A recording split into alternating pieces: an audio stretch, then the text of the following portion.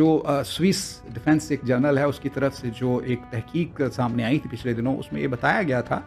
कि ईरान 1 महीने में तकरीबन 100 मिसाइल तैयार करने की कैपेबिलिटी रखता है, जबकि इसके मुकाबले में इसराइल या अमेरिका में जो दफ़ाई अड्डे हैं अमेरिका के, वहाँ पर जो मिसाइल इंटरसेप्टर नस्ब किए जाते हैं, वो महीने में तकरीबन 5 से 6 मिसाइल तैयार किए जाते हैं, जो इन अड्डों को रवाना किए जाते हैं। तो एक बहुत ह्यूज डिफरेंस, और फिर मालियत का बहुत ह्यूज डिफरेंस है।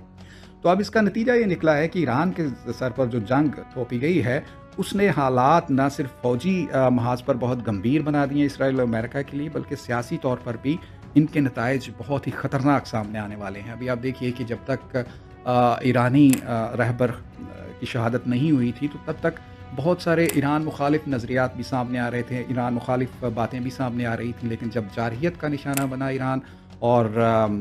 आयतुल्लाह ख़ामेनी जो हैं वो शहादत के रुतबे पर फाइज़ हुए, उनके अहल खाना जो हैं वो भी शहीद हुए, तो उसके बाद सिनेरियो यकसर तब्दील हो गया है। फिर आपने देखा होगा कि जब बहरीन में अमरीकी अड्डे पर हमला किया गया ईरान की तरफ से, तो वहाँ के अवाम जो हैं वो खुशी से नारे लगा रहे थे। इसी तरह के कुछ मनाज़र दीगर ममालिक से भी सामने आए हैं। खुलकर बात करना ज़रा